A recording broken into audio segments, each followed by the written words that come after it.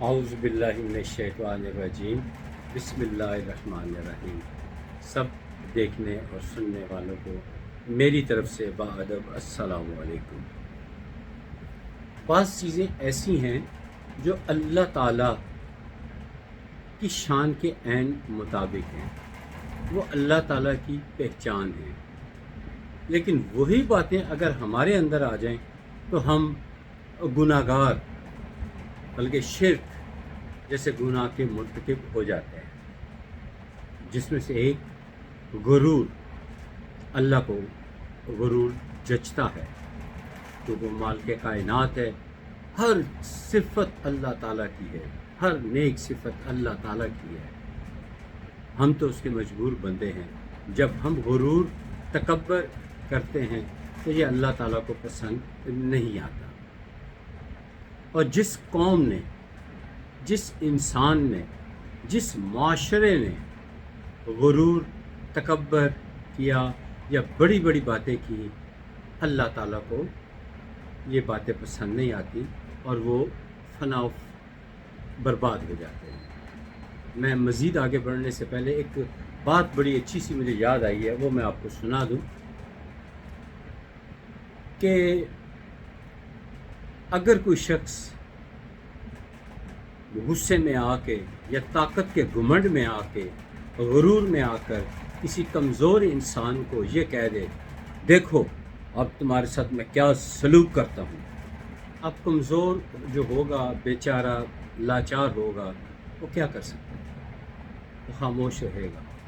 لیکن جب وہ خاموش ہوتا ہے، صبر کرتا ہے، تو اللہ تعالیٰ اس مظلوم کی مدد کے لیے آ جاتے ہیں، پہنچ جاتے ہیں۔ اسی لیے کہا جاتا ہے کہ مظلوم کی آہ ساتویں آسمان تک جاتی ہے۔ بہرحال یہ موضوع سے ہٹ کے بات ہے۔ آج میں ذکر کرنا چاہتا ہوں ایک بڑی ہی متکبر قوم سے۔ بڑی متکبر قومیں گزری ہیں۔ آج میں پڑھ رہا تھا تو ایک قوم تھی، قوم عاد۔ ان کے اندر غرور بہت زیادہ تھا۔ کہا جاتا ہے کہ یہ قوم حضرت نوح علیہ السلام میں سے تھی اور بت پرست بھی تھی۔ ان میں ایک ایسی کوالٹی تھی جو کہ نہ تو پہلے کبھی ان سے پہلے کسی کو یہ کوالٹی نصیب ہوئی اور قیامت تک کسی کو یہ نصیب نہیں ہوگی۔ اور وہ کیا تھی؟ وہ یہ تھی کہ آپ کو، اس قوم کو اللہ تعالیٰ نے انتہائی مضبوط جسموں سے نوازا تھا، انتہائی دراز قد اور موٹے تازے۔ یہ جب تک زندہ رہتے کبھی بیمار نہ ہوتے، کبھی نظر کمزور نہ ہوتی، کوئی چیز انہیں تنگ نہ کرتی۔ بت پرست تھے، غریبوں پر ظلم کرتے، بڑے بڑے پہاڑوں کو کاٹ کر اس کے اندر اپنے لیے گھر بناتے۔ اور جو قرآن پاک میں آیا ہے کہ ان کا قد جو بتایا جاتا ہے آج کے دور میں کیلکولیٹ کر کے، مفسرین نے جو بتایا ہے کہ ان کا قد 12 سے 15 میٹر تھا، اور اس کی تصدیق چند سال پہلے بھی ہوئی ہے، جب بن لادن کمپنی یا کوئی اور ادارہ جو آثار قدیمہ سے تعلق رکھتے ہیں، انہوں نے کھدائی کی مکہ کی، تو وہاں پہ مکہ سے مراد حجاز مقدس کے کسی علاقے کی، تو وہاں انتہائی دراز قد انسانوں کے جسم نظر آئے، جس سے آپ دنیا بڑی حیران ہوئی۔ لیکن جو اہل علم تھے، جنہوں نے قرآن پاک کو پڑھا ہوا تھا، کیونکہ یہ قوم عاد وہ قوم ہے جس کا قرآن پاک کی بہت ساری سورہ مبارکہ میں، بہت ساری متعدد صورتوں میں ان کا ذکر ہے، اور ان کے ظلم اور ستم بہت بڑھ چکے تھے، غریبوں پر بہت ظلم کرتے ہیں۔ اور پھر ایسی قوموں پر جو ہے وہ عذاب آتا ہے، اور سخت عذاب آتا ہے۔ لیکن ان پر عذاب آنے سے پہلے ان پر ایک کسی نبی کو مابعوث کیا جاتا ہے. تو آپ اس قوم کے اوپر حضرت ہود علیہ السلام ان کو نبی بنا کر بھیجا گیا، جن کی عمر جو بتائی جاتی ہے 464 برس تھی.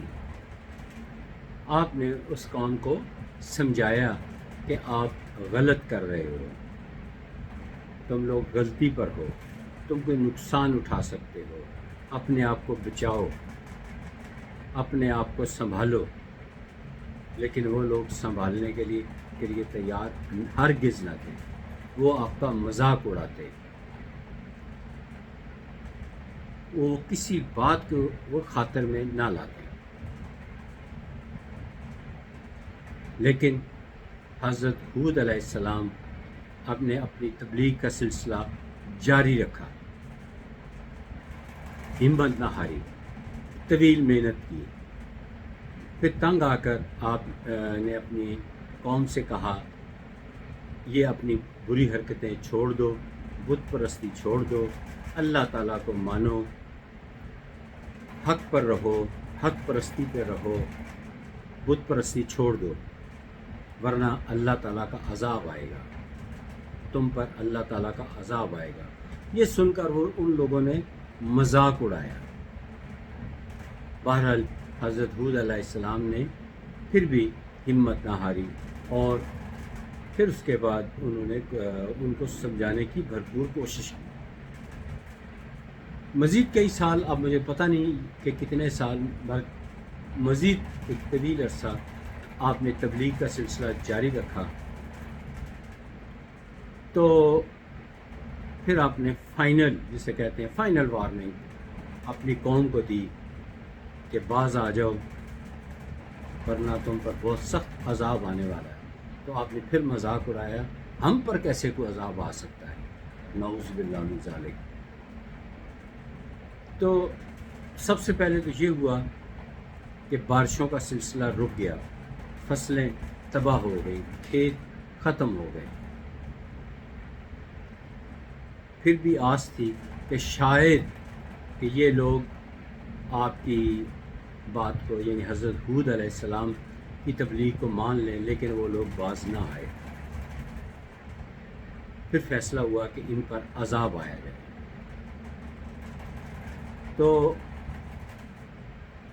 اللہ تعالیٰ نے حضرت جبرائیل علیہ السلام ان سے کہا کہ ان کے اوپر ہوا چھوڑو، ہوا چھوڑو. تو سوئی کا جو ایک نکا ہوتا ہے اس کے برابر ہوا چھوڑ دو. تو حضرت جبرائیل علیہ السلام نے فریاد کی، یا اللہ یہ تو بہت زیادہ ہو جائے گی، اس سے کم کر دیں. اس سے پھر اللہ تعالیٰ نے مزید کم کر دیا. پھر اس وقت عین وقت پر حضرت ہود علیہ السلام نے پھر اپنی قوم کو سمجھایا کہ باز آ جاؤ، وقت بہت نازک آ چکا ہے، ابھی بھی میں تمہیں اللہ تعالیٰ سے معافی لے کے دے سکتا ہوں. لیکن وہ لوگ نہ مانے، وہ لوگ نہ مانے، اور دور سے دیکھا کہ کالے بادل آ رہے ہیں.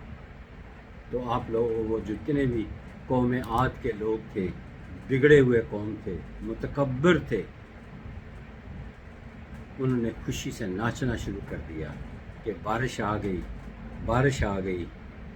نعوذ باللہ حضرت ہود علیہ السلام کو ٹھٹھا کرتے اور کہتے دیکھ لو، تم تو کہتے تھے عذاب آئے گا، دیکھ لو ہمارے لیے تو بارش آ رہی ہے. ہم حالانکہ وہ آپ، لیکن حضرت ہود علیہ السلام نے فرمایا کہ بہت تیز ہوا آ رہی ہے جو تم سب کو بہا کر لے جائے گی. ان کو اپنی طاقت پہ بڑا مان تھا. وہ پہاڑوں پر چڑھ گئے اور اپنے بازو میں بازو ڈال کر کھڑے ہو گئے کہ بھلا یہ میرا کیا کر سکتے ہیں، یہ ہوا ہمارا کیا بڑھ جائے گی، اگر تم کہتے ہو تو ہم اپنا دفاع کا بندوبست کرتے ہیں. بازو میں بازو ڈال کر کھڑے ہو گئے، مضبوطی کے ساتھ کھڑے ہو گئے.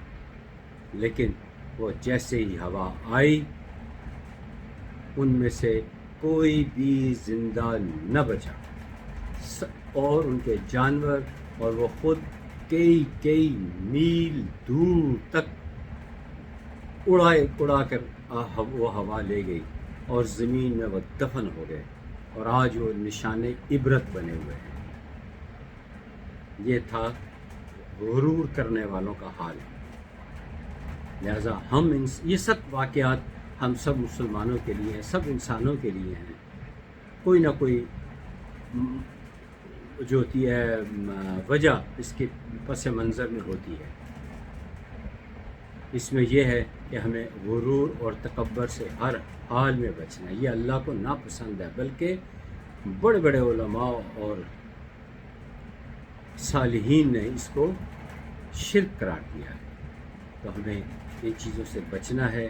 اللہ تعالیٰ سے دعا ہے کہ اللہ تعالیٰ ہمیں ان تمام برائیوں سے بچائے، اپنی تمام برائیوں سے بچائے، راہ ہدایت پہ رکھے، راہ ہدایت سے رہتے ہوئے اس دنیا سے اٹھائے۔ جب اس دنیا سے جائیں تو اللہ تعالیٰ ہم سے راضی ہو اور ہمارا انجام بخیر ہو، قابل فخر ہو، لوگ ہمیں اچھے الفاظ میں یاد کریں۔ کیونکہ میں پہلے بھی یہ بتا چکا ہوں کہ جو اس دنیا سے شخص چلا جاتا ہے، لوگ اس کو اچھے الفاظ میں یاد کرتے ہیں تو وہ نیکیاں اس کے نامہ اعمال میں لکھی جاتی ہیں۔ بس دعا ہے کہ اللہ تعالیٰ ہمارا انجام بخیر کرے، عذاب قبر سے اللہ تعالیٰ محفوظ رکھے، اور روز قیامت حساب کتاب سے بچا لے۔ اللہ تعالیٰ بغیر حساب کتاب کے ہمیں بخش دے۔ آمین ثم آمین۔ اگلی ویڈیو تک مجھے اجازت دیجیے، پھر ملاقات ہوگی، تب تک خدا حافظ، السلام علیکم۔